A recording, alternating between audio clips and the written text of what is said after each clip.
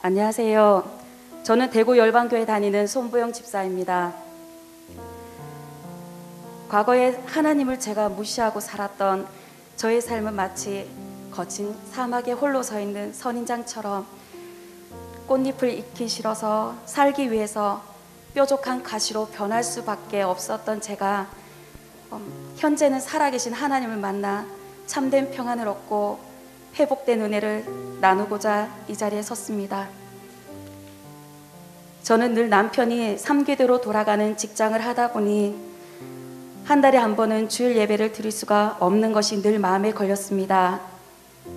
그래서 저는 남편이 온전히 주일 성수를 할 수 있게 해달라고 하나님께 기도드렸습니다. 그랬더니 하나님께서 응답해 주셔서 2018년 11월부터 건강의료기 사업인 샘픽스를 시작하게 해주셨습니다. 하지만 제가 원했던 응답은 아니었습니다. 저는 남편이 직장 생활하던 사람이라서 사업을 한다는 것도 마음에 들지 않았고, 저는 교회에서 전도하면서 살고 싶었지 직장에 나가서 돈을 벌며 사는 것은 더더욱 마음에 들지 않았습니다. 두렵기도 했지만 하나님이 주신 기회라면 이 기회를 놓치고 싶지도 않았습니다. 그래서 순종하여서 사업에 발을 딛게 되었습니다. 사업을 시작한 지 1년 후 우리 사모님 소개로 몇 분의 사모님께서 지나가시는 길에 잠깐 오셨다가 치료도 받으시면서 쉬고 가셨습니다. 그 사모님들께 사역자분들은 회비를 받지 않으니 언제든지 들르시라고 말씀드렸습니다. 그러다 시간이 지나니 또 그 사모님들이 다른 목사님들과 사모님들에게 전하셔서 많은 목사님과 사모님들께서 시간이 되실 때 오셔서 치료받으시면서 쉬고 가셨습니다. 그런데 그 목사님들과 사모님들의 모습을 보니 마음이 아팠습니다. 저는 두 아이를 키우면서도 힘들 때가 이렇게 많은데 목사님 사모님들은 각자 개성이 강한 많은 성도들을 돌보시느라 정작 본인 몸은 망가져 가고 있다는 것을 모르셨던 거예요.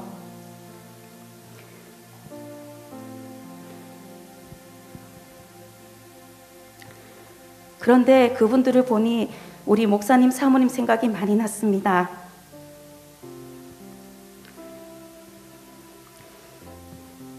우리 목사님 사모님도 저렇게 힘드신 나날을 보내셨을 거란 생각에 눈물이 났습니다. 그날 그냥 집으로 갈 수가 없어서 퇴근 후 교회로 발걸음을 옮겼습니다. 목사님과 사모님을 꼭 만나서 말씀드리고 싶었습니다. 감사하다고, 맨날 불순종하고 속상하게 해드려서 죄송하다고 전하고 싶었습니다. 그런데 입이 떨어지지가 않았습니다. 용기가 없었거든요. 이 자리를 빌어서 전하고 싶습니다. 목사님, 사모님 감사합니다. 사랑합니다. 그리고 존경합니다. 시간이 지나 2020년 2월 19일부터 코로나로 인해 사업장에 어려움이 찾아왔습니다. 그 많던 회원분들이 다 빠져나가고 몇몇 분들만 치료받으러 오셨습니다. 당장 임대료도 못 낼 상황이었습니다. 코로나로 전국적으로 문을 닫는 지점도 생기고 대구에서도 문을 닫는 지점이 계속 나오고 있었습니다. 저희를 많이 도와주셨던 이사님도 코로나로 인해서 많이 힘이 드시는지 더 이상 저희를 도와주지 않으셨습니다. 저도 걱정이 되기는 했지만 걱정한다고 해결될 문제가 전혀 아니기에 정신 차리고 이제 걱정을 끝내기로 했습니다. 왜냐하면 나에겐 문제보다 더 크신 하나님이 계시니까요. 또한 교회 식구들이 매일매일 기도해 주시니 마음이 편안했습니다. 저도 하나님께 기도드렸습니다.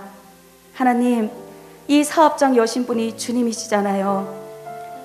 저희 부부는 사업을 시작하면서 약속한 것이 있습니다. 그것은 저희 수입의 10의 1조를 교회에 드리고 10의 2조를 구제로 흘려보내기로 마음을 먹었습니다. 그리고 간절히 기도했습니다. 새벽에 하나님께서 저에게 말씀하셨습니다. 내가 너를 도우리라. 내가 너를 도우리라. 내가 너를 도우리라. 하나님의 음성에 힘이 불끈 났습니다. 그런데 정말 신기한 일이 일어났습니다. 대구에서 회원수가 저희 지점이 제일 꼴찌인데 성경 말씀에 있듯이 꼭 하나님께서 까마귀가 먹이를 물어 엘리야에게 주듯 주님 외부에서 사람들을 저희 지점으로 몰아넣어 주셔서 치료기 판매가 가장 많이 되었습니다. 정말 저희가 한 것은 전혀 없었습니다. 하나님이 일하고 계심을 누가 봐도 알 수 있었습니다. 더 놀라운 것은 저희 직원분들이 다 불신자들인데 그분들이 똑같이 말씀하셨습니다. 아무리 봐도 신천점은 하나님이 도우시나 봐. 어떻게 이럴 수가 있지? 라며 불신자들의 입에서 하나님의 이름을 말합니다. 불신자들 입에서 하나님의 이름이 높아지니 너무너무 감사했습니다. 더 감사한 것은 2년이 넘는 시간 동안 하나님께서는 남편과 저를 다듬고 계셨습니다.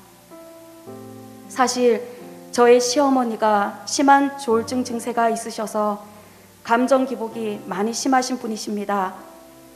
그래서 자녀들도 시어머니의 영향으로 다들 힘들어하고 살았습니다.